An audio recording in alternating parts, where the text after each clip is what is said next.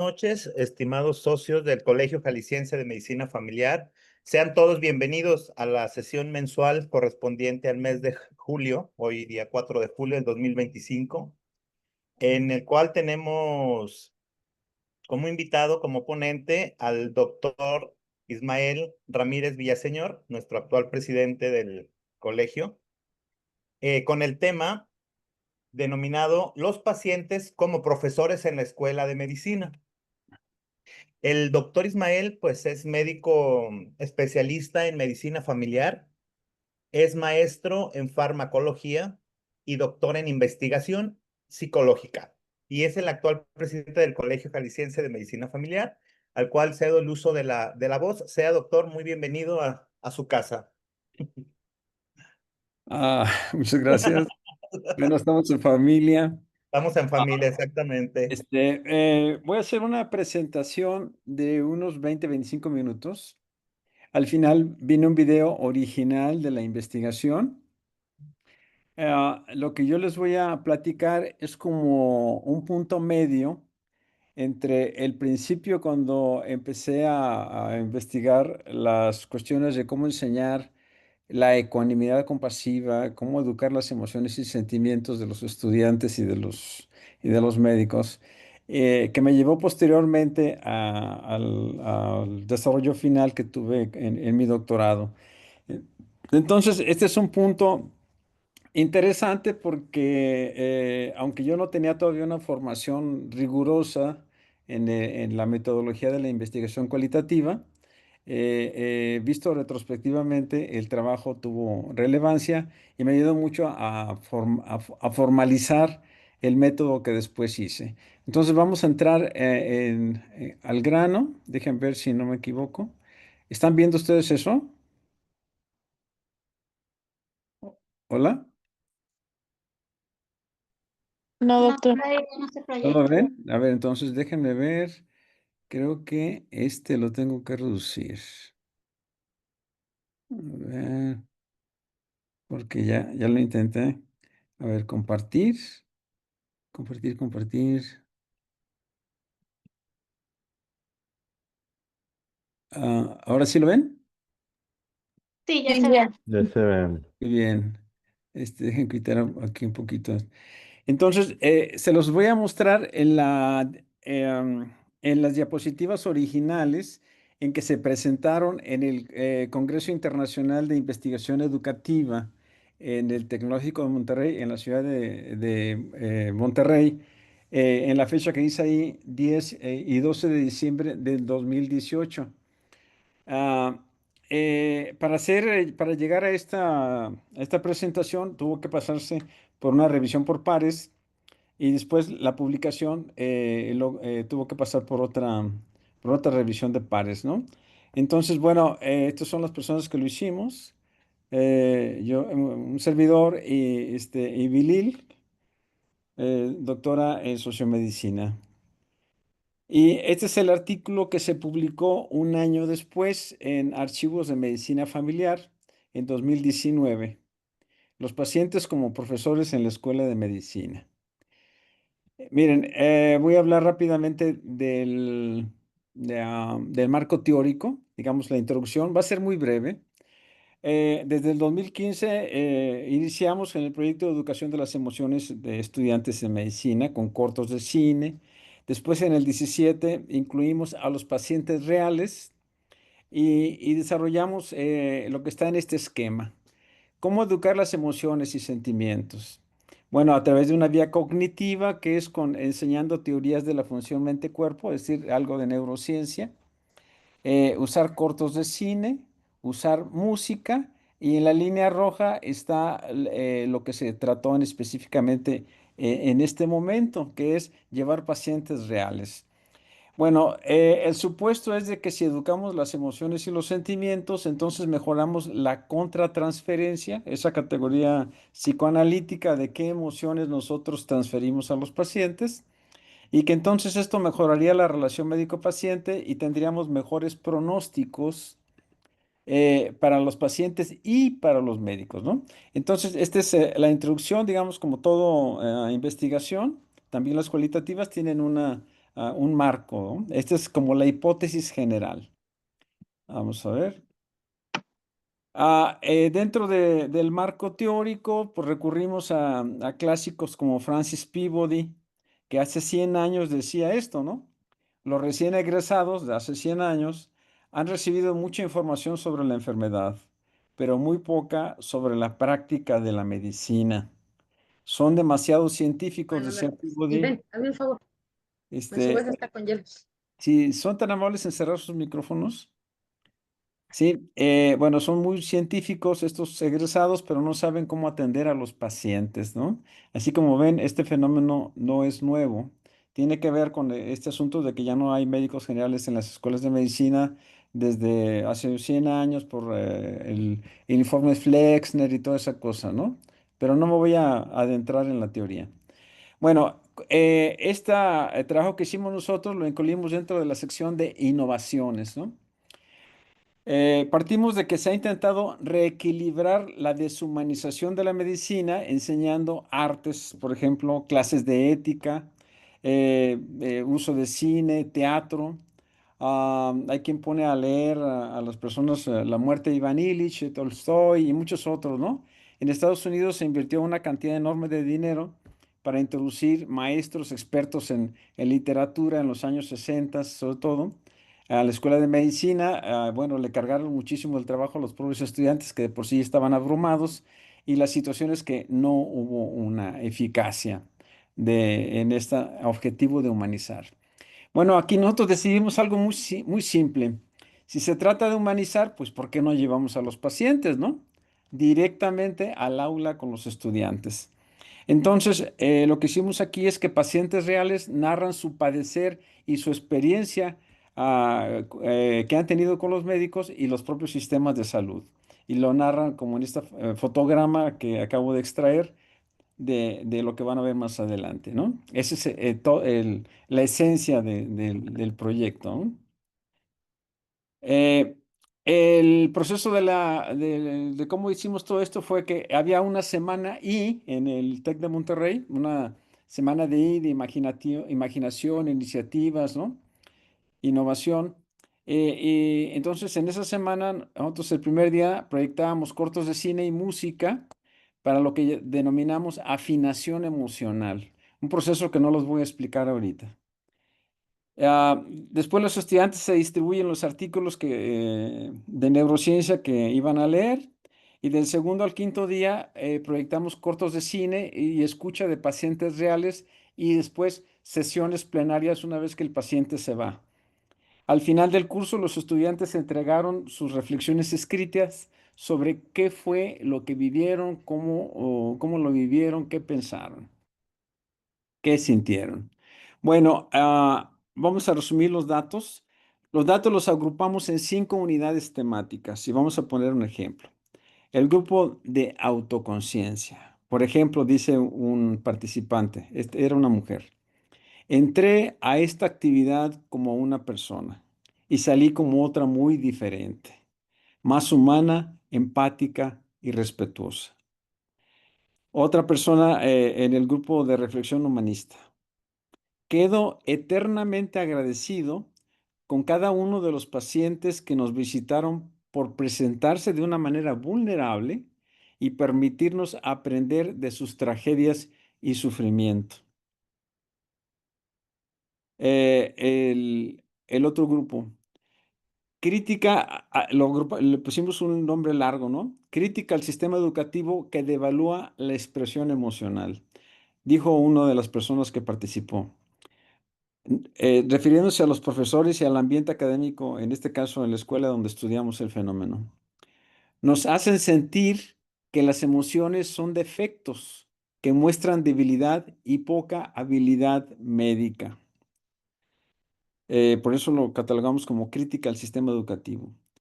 Y otro grupo de opiniones fue el que reunimos en necesidades sentidas. Dice, si se implementara más todo este sistema, tendríamos menos miedo al llegar a las clínicas.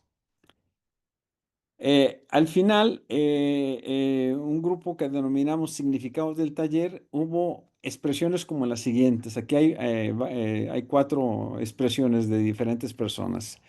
Nunca voy a olvidar esta experiencia, así de contundente. Otro, descubrí que ser médico es un privilegio. Estamos hablando de estudiantes de primero, tercero, quinto, sexto y octavo semestre. Vi el impacto que la empatía del médico puede tener en la recuperación de un paciente. Fíjense, o sea, lo atestigué, ¿no? Vi cómo su enfermedad le llevó de alguna manera a renacer. Las conclusiones esquemáticas de lo que nosotros encontramos en este trabajo fue que los cortos de cine, la música y los pacientes reales escuchados de manera directa en el salón, con un tiempo fijo, dentro de un ambiente académico formal, producían una autopercepción de emociones y sentimientos, es decir, cómo me siento, qué siento, no qué siente el otro, yo, autopercepción. Y esto llevó a autorreflexión individual y grupal. Estas 2 elementos, autopercepción y autorreflexión, se relacionaron con la generación de autoconocimiento. ¿Quién soy yo? ¿Cómo soy yo? Esto está en íntima relación con el desarrollo de empatía cognitiva y afectiva, ¿sí? Y aquí se formaría un círculo virtuoso entre cómo cuando percibo mis sentimientos, reflexiono, genero autoconocimiento, me hago más empático. Eh, lo que está aquí en el lado derecho es la tesis que yo planteé, que planteamos pues los autores respecto a qué podría pasar si esto lo seguimos desarrollando. Yo ya tenía la idea de enseñar ecuanimidad compasiva, pero todavía no la había concretado. Entonces el proyecto es, si esto significaría que estamos desarrollando ecuanimidad compasiva, esto produciría decisiones y conductas profesionales éticas en los estudiantes, porque estaba claro que la educación emocional está en íntima relación con la educación y práctica éticas. Esto no ha podido ser evaluado porque eso significa ver a las personas en la acción, no en lo que emiten, no en lo que expresan, sino en lo que hacen. Muy bien, entonces voy a mostrarles ahora 9 minutos del video original que extrajimos. Cada paciente hablaba por aproximadamente 30, 40 minutos libre lo que quisiera hablar. Así que los 9 minutos que van a ver ustedes de 5 pacientes diferentes en diferentes momentos que no se conocieron ellos, es apenas un pequeño flash, un pequeño corto de lo que vivieron los estudiantes. Voy a poner el video y no lo voy a interrumpir hasta que termine. Ahí va. Los pacientes como profesores en la escuela de medicina. Para esto, yo ya me había llevado otros resultados de otro examen a la casa. Entonces, hablé con un oncólogo por teléfono. Oye, mi tío aquí está, trae este problema. Ahorita voy para allá. En eso le hablo a mi esposa, tráete los estudios. Llega el doctor, llega mi esposa. Ni siquiera tuve chance de presentarla porque el médico me dijo, tu cáncer es muy agresivo, muy difícil. Y mi esposa se quedó impávida, ¿verdad? Y quiero ser sincero, en ese momento, mi esposa y yo desechamos la muerte. Soy sincero, nunca pasó por mi mente la muerte. Platiqué con el doctor, me ordenó otros exámenes, biopsias, y efectivamente traes un problema muy serio. Es un cáncer muy difícil, muy agresivo. El tumor es el tamaño de una nuez y la única manera es tratarlo con quimio y radio, porque operarte es imposible. de estar temblando si mi papá llegaba o de que ya se agarraban a guamazos y salirme a llorar, a esconderme. Y obviamente pues esas, ahora entiendo que eran las causas de mis enfermedades. Pero les repito, yo llegaba al consultorio y y pues ya mi mamá empezaba a decir, pues que ahora amaneció con el pelo todo así, hecho bola aquí de algo que me salía del oído, los ojos tagañosos, llena de mezquitos.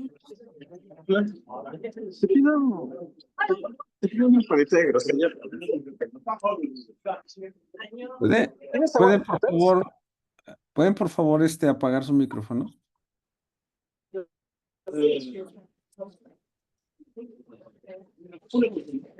¿Pueden cerrar su micrófono?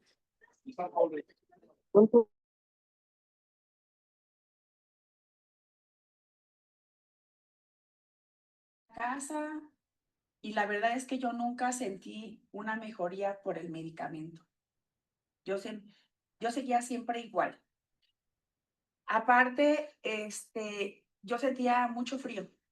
Yo me acuerdo que de niña, todo el tiempo, siempre yo traía suéter. Siempre. Yo siempre estaba así con la piel chinita. Pero eso yo no lo comentaba porque yo pensé que era normal. O sea, yo decía, pues es que yo creo que yo soy friolenta.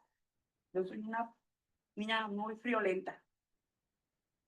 Familiar, tienes una anemia, tienes una gripa. Ella se presentaba a trabajar a sus labores, ella estaba en el turno de la noche, la regresaban de su trabajo al área de urgencias.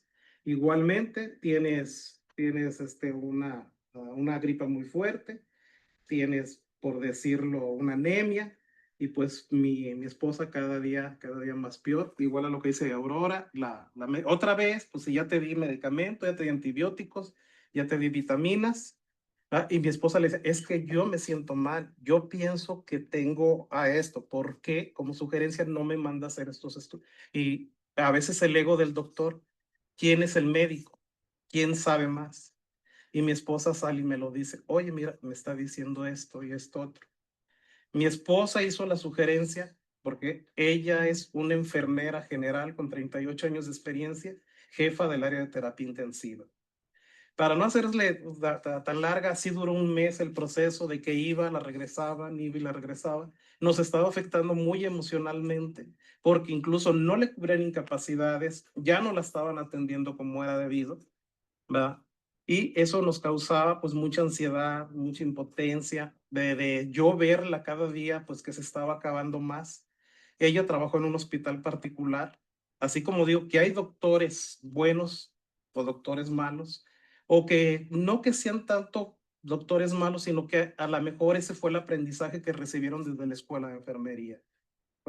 Ella trabaja en un particular, y lo digo, era una doctora del IMSS, precisamente del área de terapia intensiva, donde nos cita, nos lleva a la clínica 180, donde le hacen todos los estudios, desde una tomografía, una resonancia magnética, donde se la llevan a medicina nuclear, a la torre de especialidades, donde igual el potasio bajo, la hemoglobina baja, ¿verdad? En la tomografía, tanto a ella como a mi esposa nos citan en la torre, que vaya su jefa de personal, vaya otra enfermera con ella, porque la noticia era mala. Lo que en el seguro, la médica familiar, que duró un mes, que era una gripe y que era una anemia, era un cáncer en un riñón. Presión, tristeza, melancolía, porque pues yo sé lo que me he perdido, ¿no? Sé lo que hay afuera, sé lo que pasa afuera, etc. Y de otro punto de vista, pues saber que tenía que volver a nacer, ¿no? Volver a tomar nuevas herramientas, nuevas cosas, seguramente a tomar una nueva vida, ¿no? Tomar una nueva vida porque pues se apagó la luz. Y como... adelante, buenos días. Adelante. Vamos comenzando. ¿Trajeron galletas, chicos? Porque que llega tarde trae galletas y café.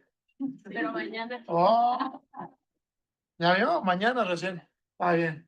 Vine mal día. Bueno, mañana entonces. Ok. Entonces estaba diciendo, para los que llegaron ahorita, soy Juan Pablo Pereira. Y bueno, perdí la vista, te digo, hace 16 años. Y bueno, por esta cosa de un atrofiamiento del nervio óptico, que es una cosa genética, en teoría, pero todos los exámenes y todo eso que han hecho, pues ahorita no han encontrado quién de mi familia podría ser la persona que me ha ahora sí donado de la vida, ¿no? Porque yo, imagínense, 20 años, como quien decía, no soy muy creyente, pero sí voy a dar una metáfora de que toqué el cielo con las manos y bueno, me caí en la vida, me hizo que me caí. Entonces no, ya no quería hacer nada, pues ya no quería hacer nada porque dije, pues ya, o sea, aquí ya se apagó todo, aquí se apagó todo, ya no hay mucho más que hacer. La verdad que ya creo que mi misión aquí ya cumplí. Y este médico, ¿no? El doctor Moreno, que todavía lo recuerdo con mucho cariño, el de Puerto Rico, yo estaba en Estados Unidos, estaba viviendo en ese entonces, yo tenía visa de estudiante, me dijo, bueno, ¿tú qué piensas hacer ahora? Pues, no, pues, ¿qué pienso hacer? Primero, ¿cómo voy a salir del hospital? Porque ya no veo ni más, entonces, ¿cómo le voy a hacer para salir? Y me dice, ¿pero qué piensas de la vida? Le digo, pues no, para mí ya está terminado, ya no sé qué voy a hacer. Si ustedes me preguntan, y por favor pregunten lo que quieran, yo soy muy open, no se preocupen, pueden preguntar lo que quieran, no se preocupen. ¿Pensé en suicidarme? Sí, pensé en suicidarme muchas veces, sí, claro que sí. Pero no he trovado, en italiano voy, no he encontrado el coraje para hacerlo, porque después de un periodo muy difícil dije, bueno, tengo de dos sopas. O echo para adelante todo esto que quiero hacer, o me dejo caer y soy un peso para la sociedad y un peso para mi familia. Entonces ahí es cuando comencé un poquito en pasos muy lentos al principio, lo admito, ¿sí? A caminar y volver a estudiar, a aprender el braille y todas estas cosas. Pero tuvo mucho que ver este doctor porque me llamaba mucho, me llamaba siempre. Ya no tenía nada que ver yo con él y me decía, pero ¿cómo sigues? ¿Qué estás haciendo? Nos veremos. Él en el hospital tenía un gimnasio, a mí siempre me gustó ir al gimnasio, correr y demás. Entonces me dice, ¿qué quieres hacer? Vente conmigo, vamos a pasear, vamos a dar una vuelta. Y yo le decía, bueno, ¿sabes qué? La neta, no tienes que hacerlo, o sea, no, de verdad no lo hagas, no es necesario. Y me dice, no, lo hago yo porque, neta, porque quiero estar contigo, porque me interesa que hablemos, que estemos platicando, porque te conocí en el hospital, cómo eres animado con la gente, dando ánimo a las personas que están internadas y tú en tu situación. Pues quiero seguir hablando contigo, porque creo que todavía tu misión recién está comenzando. Él también era una persona como yo, no creía en un Dios celestial, de algo más tangible, ¿no? Tierra, agua, sol, y me dijo, bueno, platiquemos. Y bueno, teníamos varias sesiones de solo platicar, ahorita como con ustedes, nos sentábamos horas de horas, a hablar de tonteras y seguir platicando y un montón de cosas. Entonces, sí podía caminar. Entré, llegué a la recepción y a la hora que me dijeron qué se le ofrece, otra vez fui consciente de que ya otra vez estaba a punto de perder la conciencia otra vez. Me dijeron, ¿se le ofrece algo? Oiga, pero ¿qué me quiere decir? No, bueno, ¿qué está pasando? ¿Por qué yo mismo no escucho lo que yo quiero decir? O sea, escucho puras burucas. Y entonces la persona de recepción como que se dio cuenta que algo...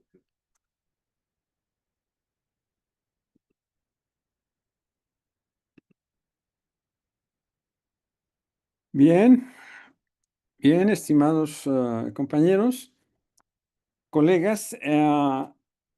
Entonces, lo que yo les he presentado es una investigación de orden cualitativo que se hizo el propósito de ir creando un método para acercar el humanismo a los estudiantes de medicina. Y ustedes están viendo la etapa en la que yo decidí pues llevar a humanos reales a platicar con estudiantes reales en un ambiente protegido. Y esta grabación que ustedes vieron es apenas 9 minutos de, pues yo creo que unos 40 minutos por 5, serán como 200 minutos que platicaron los pacientes, ¿sí? Después los estudiantes hacían preguntas, etcétera. Después de que los pacientes se iban, nosotros comentábamos, ellos hacían preguntas y después entregaron sus tareas. Pues esta es la presentación y estoy abierto a sus preguntas. Pueden hacerlas de viva voz o en el chat. No sé si alguien esté viendo el chat.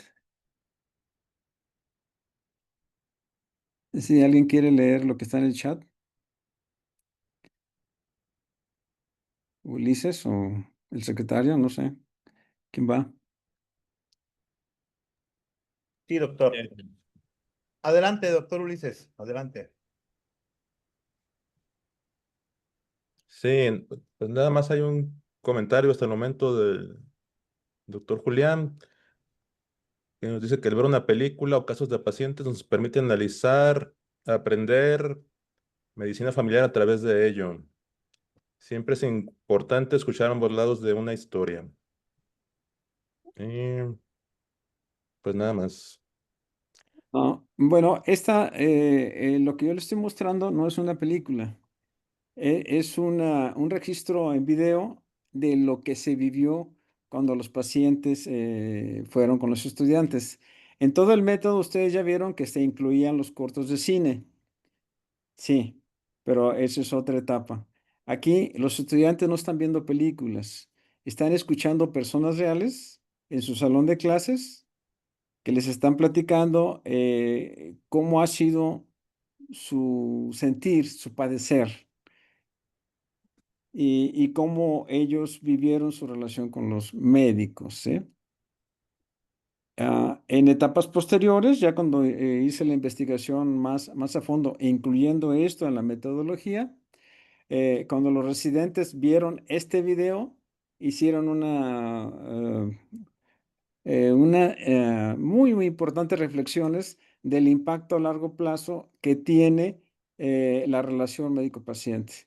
Algunos de los residentes, cuando vieron el video de los estudiantes, dijeron, ah, caray, yo no me había imaginado que la experiencia de una consulta o de un conjunto de consultas podía dejar una memoria tan grande. Yo quisiera en mi vida profesional dejar una buena imagen para mis pacientes, un buen recuerdo, ¿no? Si quiere preguntar sobre la metodología o cualquier otra cosa, estamos abiertos a... puede ser que tengan muchas dudas de qué fue lo que presenté, pues porque fue algo rápido y algunos no entraron oportunamente, así que se vale todas las preguntas.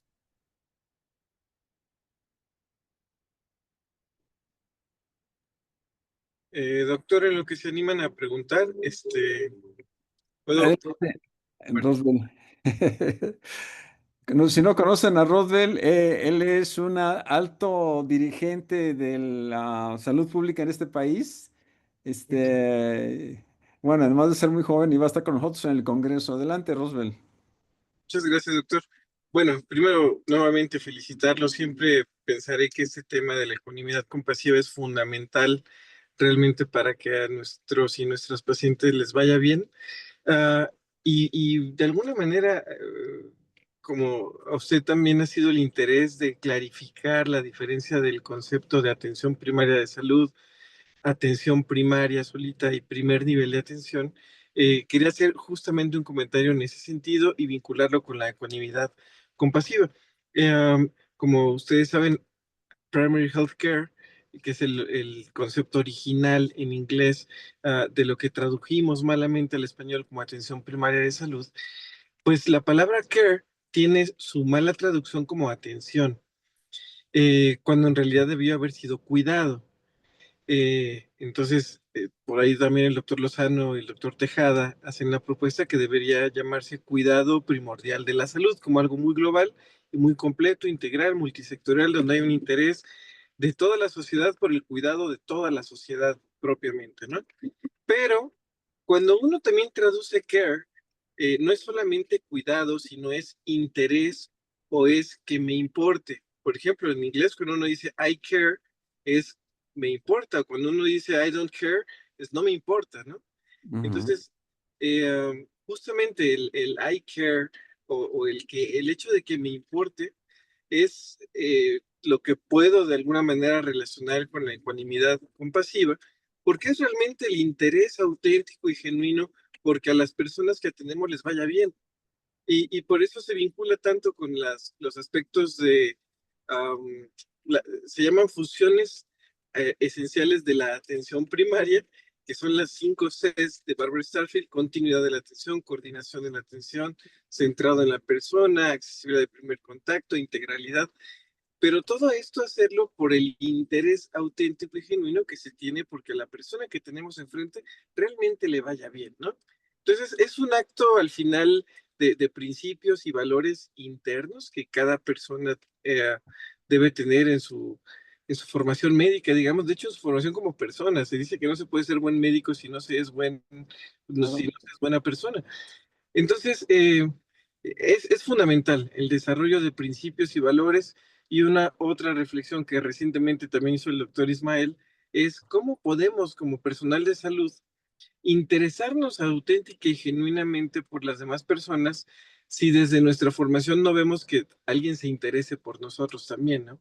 O que justamente estén estos valores del cuidado entre nosotros. Si más nos agredimos o violentamos en la misma formación, etcétera, ¿cómo realmente podríamos generar este interés para con las personas que atendemos, ¿no? Básicamente, esos eran los comentarios que quería hacer al respecto, doctor. Muchísimas gracias, doctor Roosevelt. Yo le digo Roosevelt porque somos cuates, ¿no? Pero aquí estamos en la sesión. Lo que ha dicho el doctor Roosevelt es fundamental porque un sistema primordial de la salud, como se intenta decir hoy, de cuidados primordiales de la salud, requiere un médico de atención primaria, llámese de médico general o médico familiar u otro, que tenga una alta sensibilidad, que entienda qué es una persona, que entienda cuáles son sus emociones y sentimientos y transfiera las emociones y sentimientos adecuadas para el caso. Entonces, esto no se puede dar simplemente por un consejo, es un proceso educativo y es un proceso educativo extraordinariamente complejo. Es mucho más difícil que enseñarnos a palpar el hígado, ¿no? No sé si ustedes se acuerdan cuando eran estudiantes y que intentabas tocar el borde hepático y pues no lograbas distinguir algo de una costilla o qué sé yo, ¿no? Fue un proceso de enseñar, de educar el tacto digital, ¿no? De los dedos, ¿no? Así, la educación afectiva de emociones y sentimientos es una materia que está preocupando muchísimo a la educación médica mundial. Y como les dije, empieza desde los años 60, cuando descubren los Estados Unidos que la medicina se ha deshumanizado. Y han intentado muchos recursos, como les dije, las lecturas de Ernest Hemingway, Dostoyevsky, Tolstoy, etcétera, etcétera, ¿no? Ir al teatro, etcétera, etcétera, ir a la ópera, enseñar pintura, etcétera, etcétera. Pero desafortunadamente no ha funcionado. Y en este proceso en el que yo les cuento, que estamos hablando de hace 8 años, fue el punto medio en el que yo fui desarrollando el método que llamo Rabijal, que incluye teoría, casos clínicos reales, cortos de cine y grupos Valiant para educar las emociones y sentimientos. Y en esta ocasión simplemente están viendo ustedes el impacto que tiene los grupos de personas, de estudiantes, que se logran distinguir frente a una circunstancia cuando un paciente te platica las cosas más íntimas de su vida, pero lo hace en el ambiente formal, en la escuela de medicina, en el salón de clases, que no es lo mismo que escucharlo en una reunión social o en otro lugar. Ese es en esencia lo que yo les he mostrado, pero es muy importante sus comentarios o preguntas en el chat. ¿Hay más? A ver, Sí, adelante. tenemos ahí dos comentarios. Otro del doctor Julián, que dice, ante los suicidios recientes de médicos residentes y el creciente desgaste emocional que enfrentamos en el ejercicio clínico, es momento de asumir responsabilidad institucional y social más clara sobre ese tema. Comenta, desde el Colegio Jalisciense no deberíamos impulsar acciones concretas como un programa de atención psicológica para médicos, protocolos contra el abuso laboral en las residencias, talleres sobre el manejo de estrés. No es hora de dejar de normalizar jornadas inhumanas y silencios dolorosos y comenzar a construir una cultura médica que también se cuide a sí misma. Comentario también del doctor José Gonzalo Hernández. A ver, si quieres, vamos, dejar hasta ahí, ¿no? Porque es muy largo. Sí. No, indudablemente. De hecho, yo he escrito varios artículos sobre el problema hace años, el problema de suicidio, drogadicción y trastornos mentales, depresión, etcétera, del trabajador de la salud. De hecho, en un trabajo que hice pronostica que estudiantes están en gran riesgo de tener estos desenlaces a través de una estrategia que usamos con hablar sobre cortos de cine centrados en la muerte. Desde luego que esto debía estar incluido en la escuela de medicina y en la residencia de medicina familiar. No sé si este compañero lo notó, pero en la teoría que nosotros estamos mostrando está justamente entender quién soy yo, por qué siento lo que siento. Ahí está el proceso de educación específica. Hablar de estrés, de manejo de estrés, es como entregar, digamos, una tableta de paracetamol por igual a todo mundo. Alguno va a necesitar algo más que paracetamol y otro va a necesitar un antiinflamatorio. Son diferentes circunstancias. Lo que se llama estrés, sea este clínico o el estrés de cualquier orden, va a depender de la estructura biopsicosocial de cada sujeto. Ustedes mismos seguramente tienen ejemplos de compañeros que dicen, ¿a poco eso te asusta?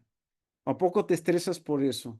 O sea, lo que es estresante para uno es cómodo para otro. Entonces, el proceso, las escuelas de medicina de Estados Unidos, Monroe y otros han planteado que han abandonado la educación emocional del estudiante, su proceso de conformarse como médico, que se debe invertir tanto tiempo en la enseñanza de anatomía, fisiología, etcétera, como en el proceso de conocerte a ti mismo.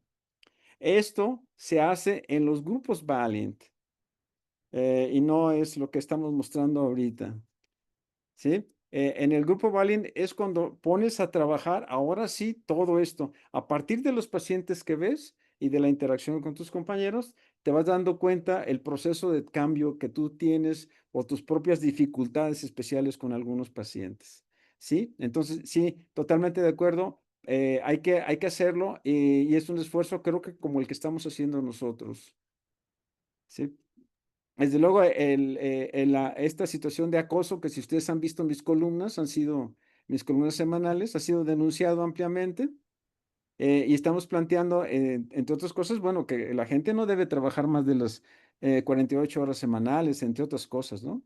Y es completamente cierto esto que se dice. Cuando yo intenté enseñar economía compasiva en una residencia, la mitad del tiempo que yo tenía con los residentes era para escuchar la larga historia de abusos que habían recibido, el que los sometían a guardias excesivas cuando estaban violando la ley, cuando había otros acuerdos. O sea, si no tratas humanamente a tus residentes, bueno, es al menos la enseñanza de la comunidad compasiva fue muy difícil.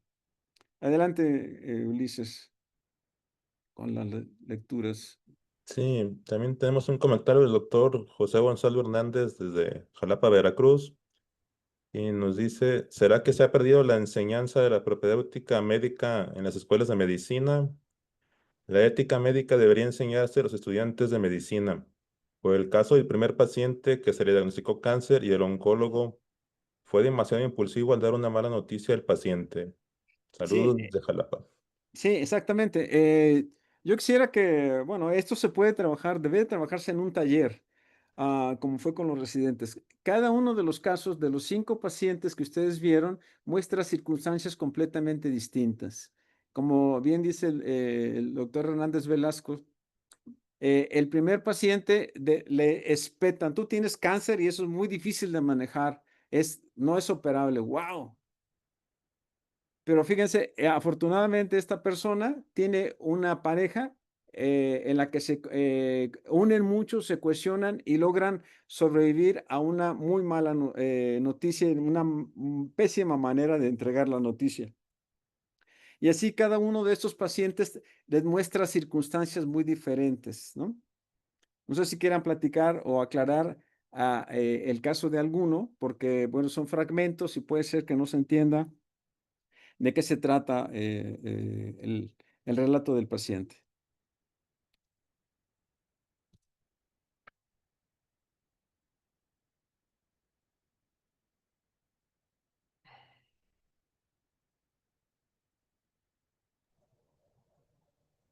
Ya no hay comentarios.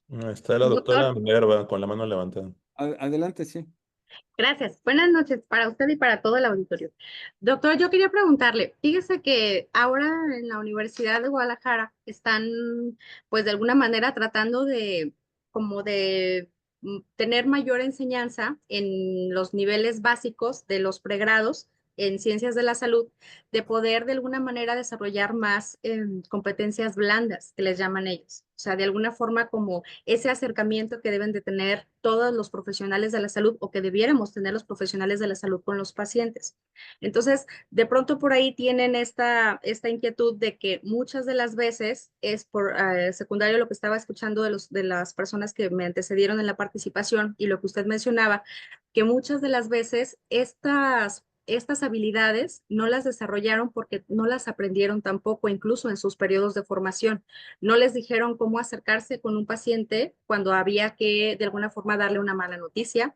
No se le preparó a los estudiantes sobre cómo abordar temas difíciles con los pacientes o sobre cómo estar con ellos cercanos. Ahora están mencionando que le quieren como a estas competencias que les llaman transversales y que todos los profesionales de salud deben de tener y que deben de saber cómo evaluarlas. Ahora están proponiendo esta manera de hacerlo a través de simulación clínica.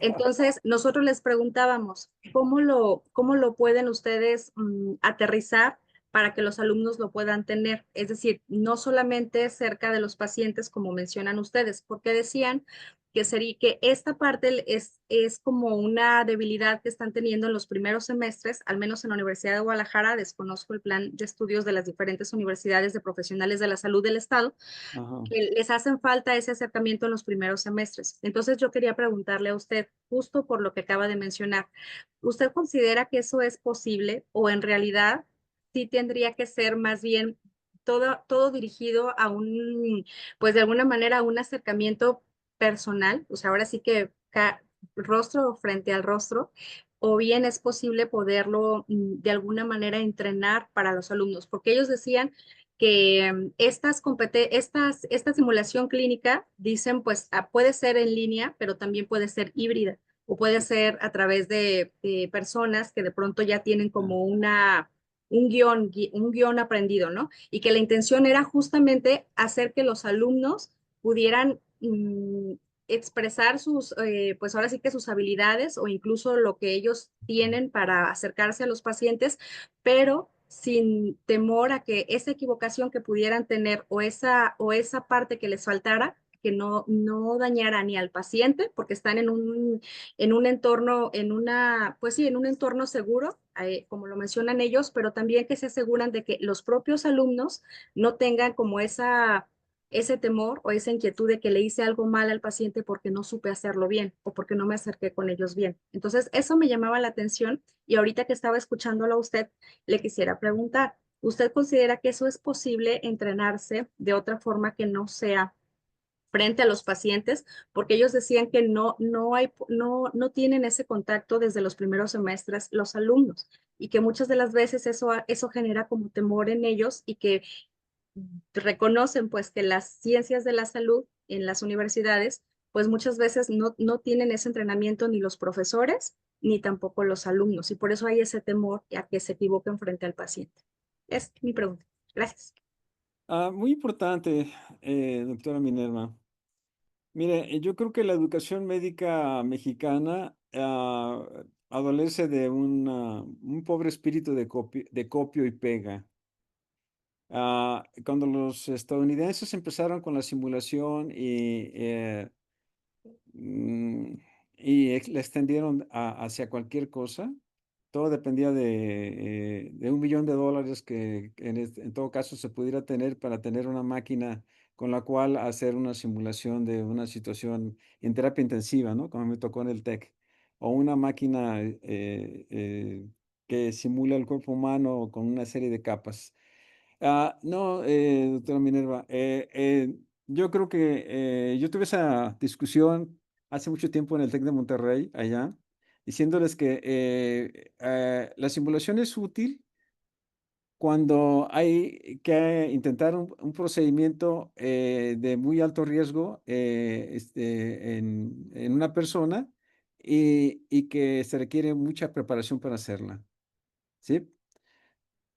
Fuera de eso, dígame, ¿usted cree que hay un paciente que puede simular que tiene un absceso retrofaringeo?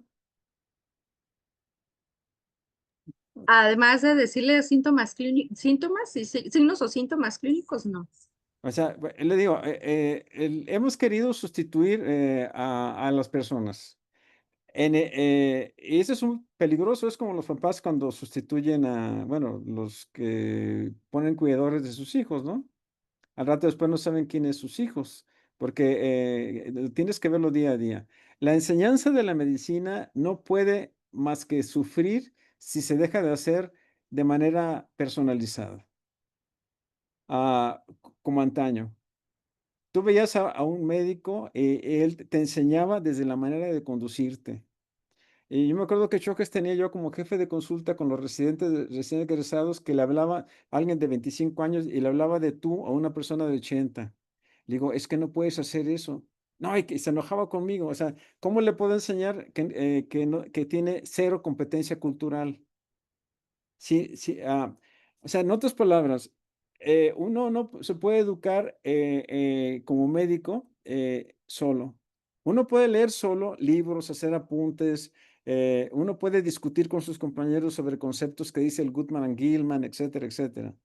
Pero uno necesita ver a un médico real conducirse adecuadamente desde lo que le pregunta al paciente, desde cómo lo conduce, qué miradas le da, cómo lo despide, etcétera. O sea, uno no aprende a ser amable si sus padres jamás le han dicho, saluda, hijo, di buenas tardes, etcétera. Eso que se llama doctoring en inglés se perdió. Entonces, no se puede sustituir. Es más, yo creo que es francamente un brutal error intentar hacer con simulación, con aparatos de simulación, ahora que está en boga esto de la pseudointeligencia artificial, que si quieren podríamos hablar, no existe tal inteligencia, pero no lo voy a mencionar aquí, es algoritmos de probabilidad. Digamos, es como el teléfono celular que tú escribes y te da una en automático, muchas veces se equivoca. Bueno, lo que hacemos en los chats GTP y los demás es te pone frases o oraciones, etcétera, o hasta te hace un texto de acuerdo a probabilidad. No razona, menos tiene idea ética. Entonces, si queremos formar médicos, verdaderos médicos, hay que ver pacientes con ellos. Y después de ver los pacientes, hay que irnos a reunir, a ver qué fue lo que viste. No, doctor, es que yo vi que le dio la mano o que le dio una palmadita, etcétera, ¿no? Por ejemplo, ¿cómo le puedo enseñar yo a un estudiante que tocar el cuerpo de otro, aún para decirle en el hombro, no se apure, está bien, es de extremada fineza, que puede uno incluso perder todo al hacer un toque, está bien, ¿sí? ¿A quién tocaste? ¿Cómo lo tocaste? ¿En dónde? O sea, las relaciones humanas no pueden enseñarse si no las haces y si no se reflexionan. La ausencia de grupos Balint, que el creador de la especialidad de medicina familiar, el que creó el concepto de medicina centrada en la presente, Michael Balint y su esposa Enid, en los años 50, crearon los grupos Balint, que hizo la diferencia en Inglaterra, porque ellos no se cambiaron a su nombre médico general. Trabajaron 15 años con Balint para darse cuenta qué hacía un médico general, cómo trataba a sus pacientes. Lo siguió durante casi 15 años a los médicos y a sus casos y pudo darse cuenta de los procesos que los médicos generales hacen las diferencias con los especialistas. Por eso nos aconsejó que nunca usáramos las técnicas que utilizan otros especialistas en psicoterapia u otra cosa. Entonces, lo que yo digo es que yo apenas estoy haciendo una pequeña demostración de lo que se puede lograr, en este caso con estudiantes, esto que vieron ustedes. Muy aparte está el trabajo con residentes que hice por 3 años. En este caso, en una semana con los estudiantes, pero no son cualquier estudiante, son estudiantes que ya están motivados, porque se anunció el curso, etcétera. Fueron los que tienen algún sentido empático, tenían cierta noción de la empatía, ¿no?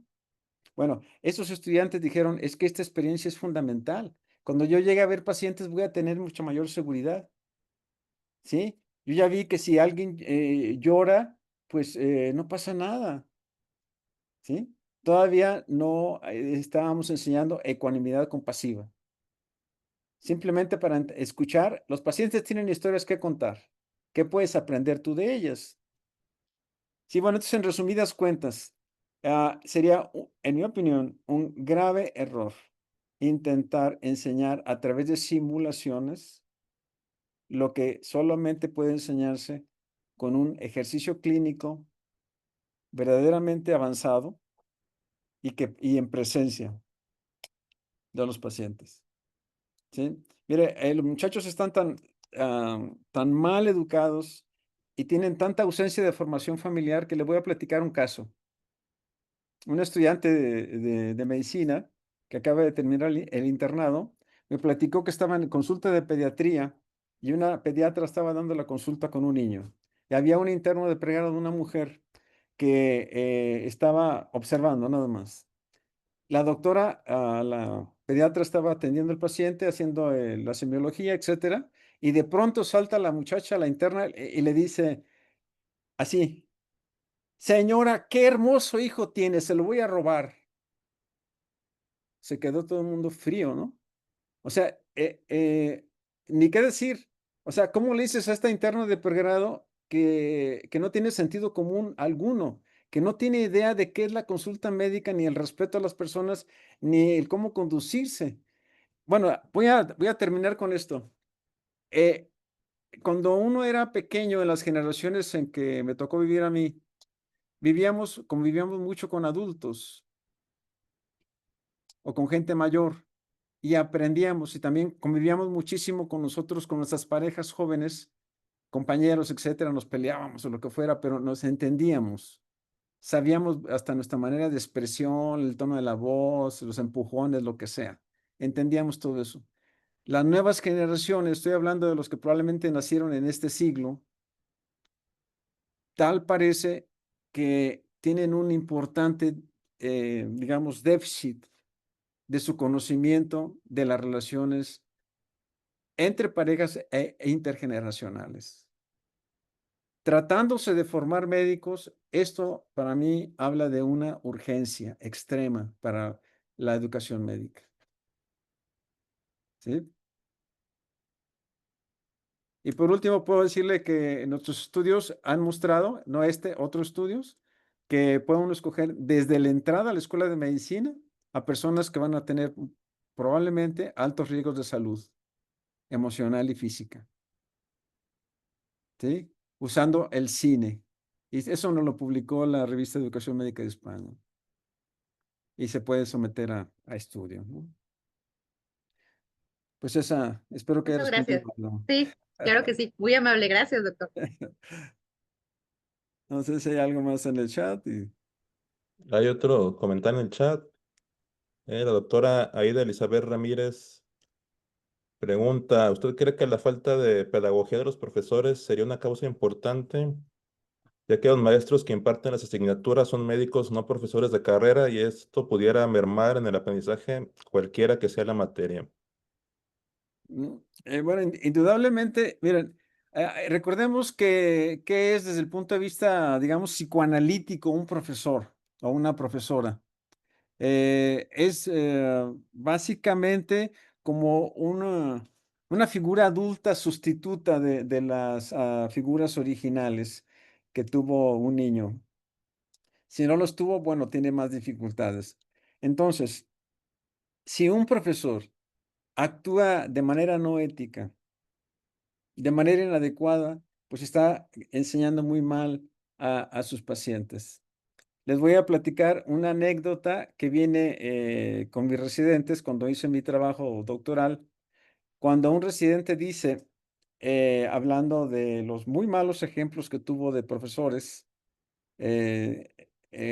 cita el caso de cuando estaba creo que en el 6º grado en la escuela de medicina, y un profesor les preguntó a los estudiantes que por qué habían entrado a la escuela a estudiar medicina. Entonces la mayor parte de los muchachos y este alumno también dice, pues entramos porque queríamos ayudar a la gente, beneficiar a las personas. Entonces el profesor de una manera cínica, terrible, o sea, que habla muy mal de su salud mental, les dice, no, ni madres.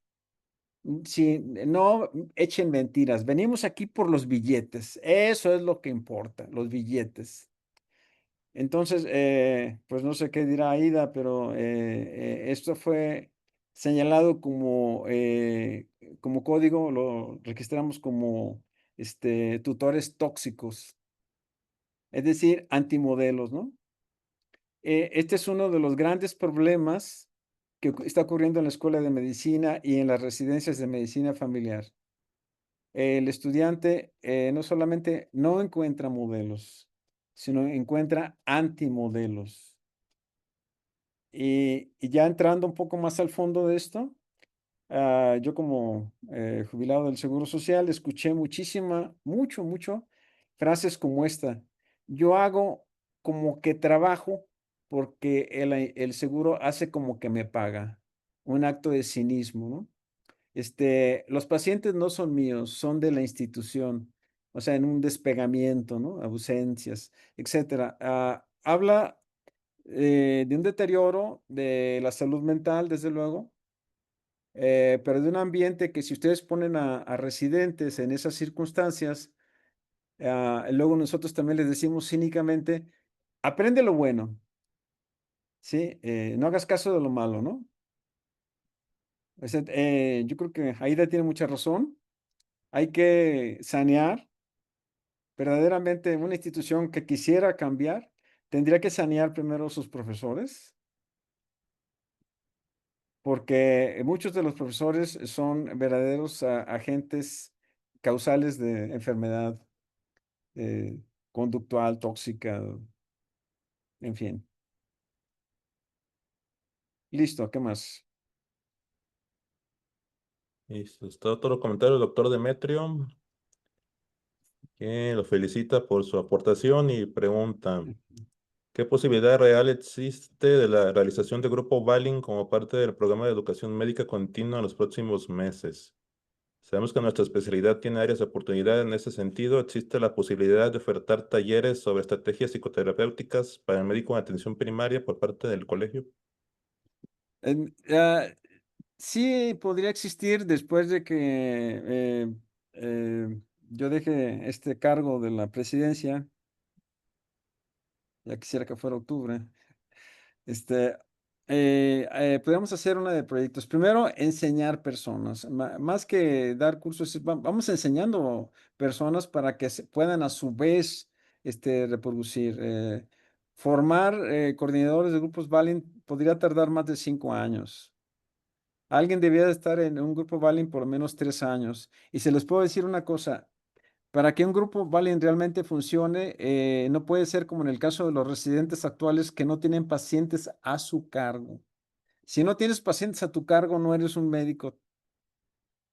Eres médico por un rato mientras los atiendes, pero si no los tienes a tu cargo y no continúas haciéndote responsable de ellos a largo plazo, no puedes hacer bien tu trabajo de médico. Y en el grupo Valen no funciona, porque justamente el grupo Valen de lo que se trata es de hablar a partir de las emociones intensas, tristeza, coraje, envidia, atracción sexual, todo lo que sea intenso, emoción intensa, es la materia de trabajo de un grupo Valiant. Y un grupo Valiant es un grupo muy especial donde se requiere un compromiso absoluto de confidencialidad. No puede salir absolutamente nada de, fulano de tal está en un grupo, su compañero y dijo esto y lo otro. Mortal, terrible. Eso acaba con el grupo Valen y con todo esto. O sea, se trata de construir personalidades. Hay personas tan afectadas psicológicamente que cuando los encuentran en un grupo Valen, habla uno con ellos en lo personal y les dice, por favor, te lo suplico, no vuelvas a este grupo. Busca atención, haz lo mejor que puedas en tu existencia, pero no vas a poder entrar ya a este grupo. O sea, el grupo Valiant no es para tratar a personas con severos problemas psicológicos, es para entender cómo es la relación médico-paciente, cómo estoy aprendiendo de la relación médico-paciente. Entre los 10 o 12 que están en un grupo, se avanza muchísimo, se hacen excelentes amigos que duran toda la vida, pero digo, tiene que tener esos criterios, absoluta confidencialidad, ¿sí? Y hablar con toda franqueza. Y se construyen muchas cosas. 10 cabezas piensan mucho más que una. Ya veremos, Ulises, a lo mejor se puede para los siguientes años. ¿Sí? Vamos. Pendiente, sí. Pues ya tenemos otro comentario del doctor Julián, que nos habla de su experiencia de residente. Comenta que cuando él fue residente, sí tuvo en su residencia talleres sobre salud mental, sobre salud emocional. Muy Y bien. refiere, fue algo que lo marcó porque resultó muy importante su residencia, tener el apoyo pues, psicológico en el momento que lo necesitaron o la orientación adecuada. Y nos comenta, ¿por qué no normalizar el cuidado de la salud mental como parte del acto médico también para los médicos? Y comenta que el caso que más le llamó la atención del video fue de la enfermera y cómo en varias ocasiones ella le sugirió al médico que le solicitaría laboratorios. En el caso de que relata el esposo de una enfermera, él habla de cómo su esposa, por algún síntoma X, había un síntoma muy general y su médico familiar no, no lograba atenderla como ella quisiera, ¿no?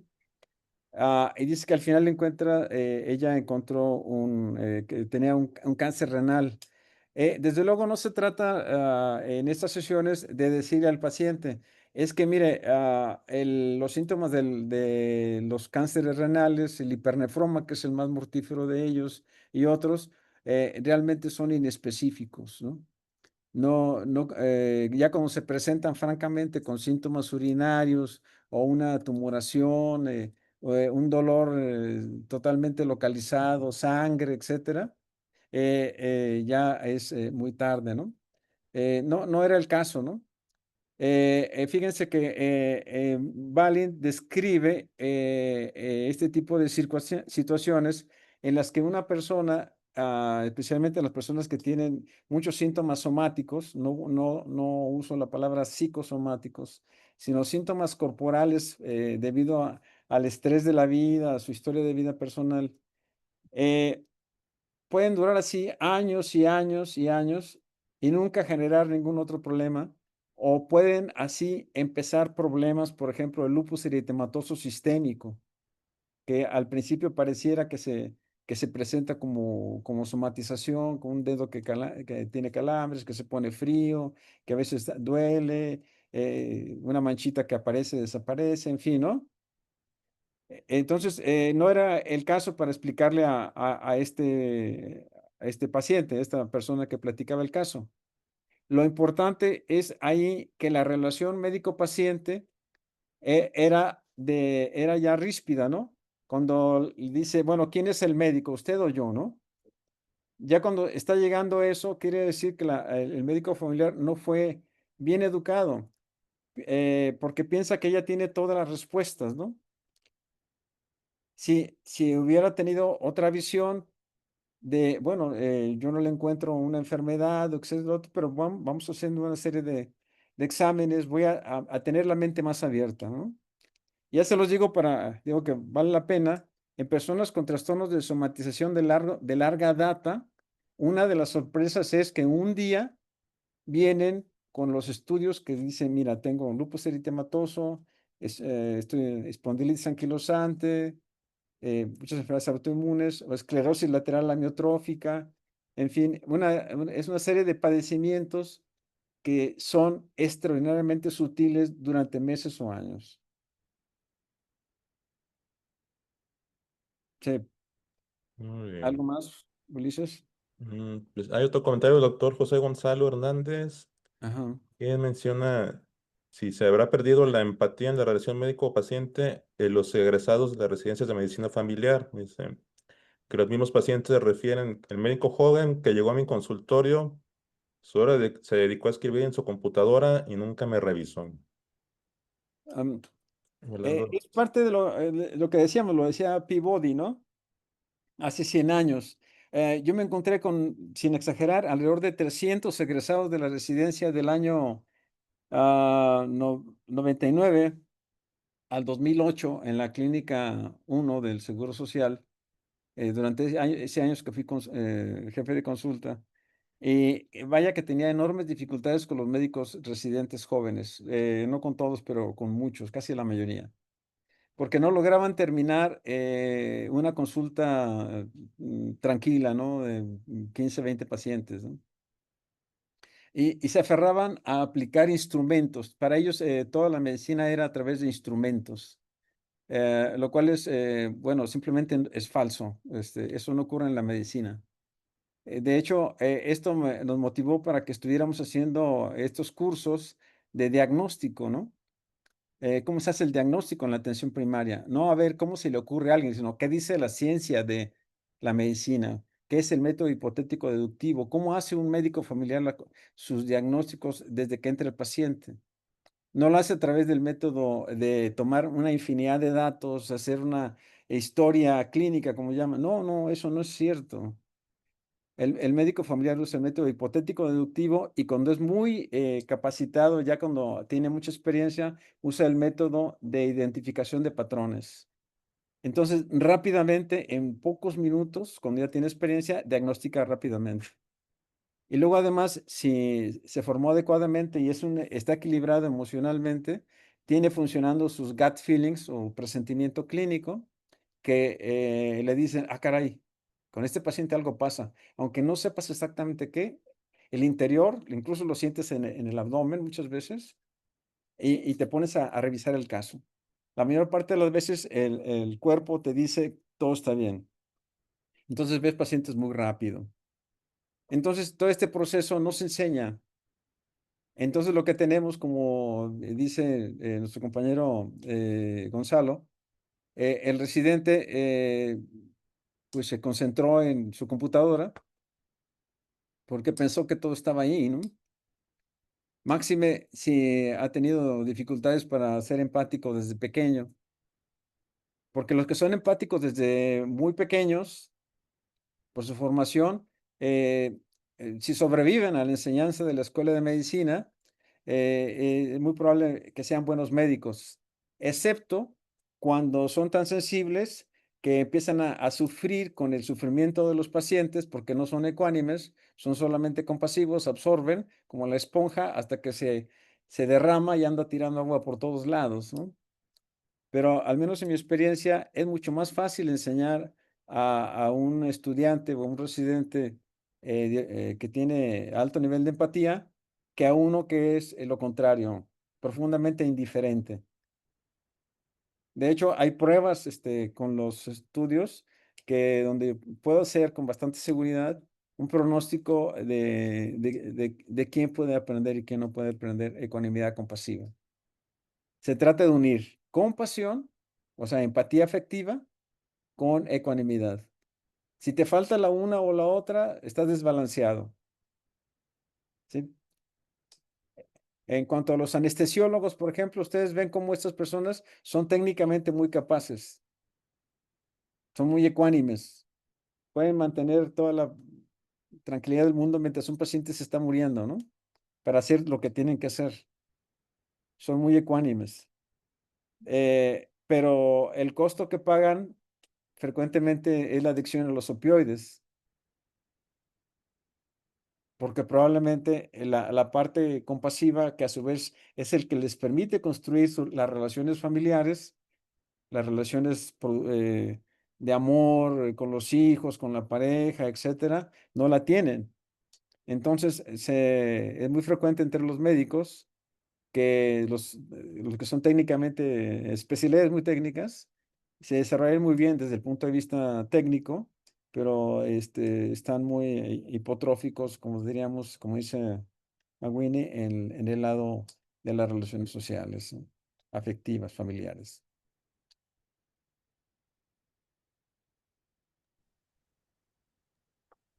Bien.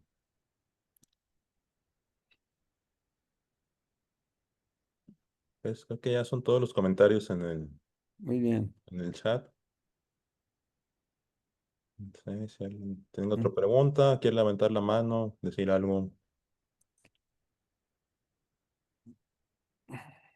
Sí, tal vez yo quisiera, pero no sé si pueda compartir una diapositiva, doctor, para un poquito más visual, si me autorizan, eh, Ah, ¿quieres poner una diapo? si se puede, si queda Ah, tiempo, a ver, muy, muy rápidamente ahí quien la verdad controla. es que no sé cómo. ¿Le pueden hacer administrador a Sí, Roosevelt? doctor, con gusto. Sí, sí, sí. Adelante. Ahorita te ¿Sí van puedo? a poner Ya me están permitiendo, el creo. Sí, bueno, en realidad va en el sentido de los últimos comentarios, el tema educativo. Listo, doctor Eh, Roosevelt. Muchas gracias, comparto Excelente, gracias. entonces. Hace poquito me pedían justo en la ANFEM platicar un poquito sobre las competencias docentes en salud pública, pero este mismo esquema lo podemos aplicar a cualquier, o en realidad a cualquier especialidad o a cualquier materia. Los docentes, al final, particularmente del área de la medicina o las áreas clínicas o de la salud, pues tienen sus competencias propias de la materia. En algún momento seguramente ya pasaron por la práctica y como ustedes saben, la competencia son la suma de tres cosas, conceptualmente hablando: tener conocimientos, las actitudes ante las situaciones y tener habilidades prácticas. Cuando se suman las tres cosas, se puede considerar la persona como competente. Entonces hay un universo de conocimientos, ya sea de medicina familiar, de medicina en general, de salud pública también, por supuesto, que deben interiorizar los mismos docentes en su práctica de competencias. Pongamos, sustituyamos aquí en medicina familiar, digamos, pero también tienen que tener competencias docentes, las pedagógicas, las didácticas, cómo transmitir ese conocimiento hacia los educandos. Entonces, eso convierte sus competencias técnicas de la materia con sus competencias docentes en competencias docentes de la materia, ¿no? Y obviamente hay que generar más conocimientos, actitudes y prácticas para poder transmitir, digamos, este conocimiento a las personas que van a aprenderlo. Por supuesto que la parte de actitudes es la que más se relacionaría con ese tema de ecuanimidad compasiva, o la parte de valores o, o de principios, justamente, porque es lo que el alumno ve de cómo se comporta su profesor cuando trata a los pacientes.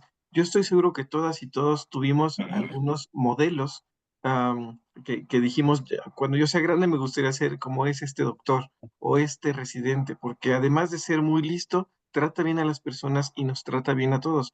Entonces uno empieza a tener esos modelos por estas actitudes que se ven en el día a día, justamente en la práctica. Y de alguna manera, ya sea que estemos ahorita en formación o ya seamos personas adscritas a los servicios, de alguna forma podemos incrementar estas competencias, estas actitudes, desarrollar en todo caso, la ecuanimidad compasiva, o yo me enfoco mucho a los principios, que de hecho, este es lo otro que quería comentar. Hay tres componentes en la educación continua, la educación permanente y el aprendizaje a lo largo de la vida, que pudieran parecer sinónimos, porque así pareciera que tienen que ver con el tiempo. Continua es que es continuo, permanente parece que siempre y a lo largo de la vida es toda la vida. Tiene un componente como temporal, pero en realidad su componente va más allá. La educación continua es predominantemente técnica o profesional, o mucho más técnica en realidad, y la educación permanente es la que más nos forma como profesionales. ¿Cómo vamos a actuar como este ente social que somos como médicos, como sociedad para con la sociedad, para con las personas? Pero que por supuesto necesita el desarrollo central de los principios, la honestidad, el valor. Aquí está la compasión, por eso lo traigo a colación. Yo siempre relaciono la compasión con 3 pasos: identificar el dolor ajeno, saber que uno puede hacer algo para mitigarlo o limitarlo y hacerlo. Es decir, la compasión te lleva a la acción, y no solamente a la contemplación, ¿no? Entonces, desarrollar principios, y esto yo lo relacioné mucho con aprendizaje a lo largo de la vida porque es de índole individual. Lo que cada quien quiere desarrollar, sin que nadie se lo imponga, siempre lo digo, ¿no? Yo he aprendido más a lo largo de la vida en las librerías de Sanborns con libros de desarrollo humano, porque es lo que a mí me interesa y es lo que yo quiero desarrollar en mí, ¿no? Para transmitir. La educación permanente como profesionalmente, fíjense, justo esta atención centrada en la persona, estas competencias transversales, liderazgo, comunicación, práctica colaborativa, práctica basada en evidencia, comportamiento y conducta profesional, es lo que nos forma más como profesionales, la educación permanente, la más social. Y luego ya la educación continua, que es más la técnica, cómo hacer buenos diagnósticos, dar buenos tratamientos, etcétera. Básicamente eso quería compartir, doctor. Creo que valía la pena comentarlo en este momento. Sí, muchas gracias. Bueno, Roosevelt se adelanta más allá de lo que estaba mostrando, porque aquí tan solo les pusimos qué pasa cuando a los estudiantes les presentas personas reales que platican sus situaciones. La educación que plantea Roosevelt, tal vez alguna vez tengamos una plática especial sobre compasión. Bueno, realmente, ¿qué es la compasión? ¿Es algo tan cognitivo como señala Roosevelt? Veo, pienso, decido, hago. Hay un complejo muy grande. Lo que nosotros podemos decir es que buscamos que el médico tenga desarrollo de metaconciencia. Es un término que introdujo, que voy a señalar en este momento porque Roosevelt lo ha, digamos, entrevisto.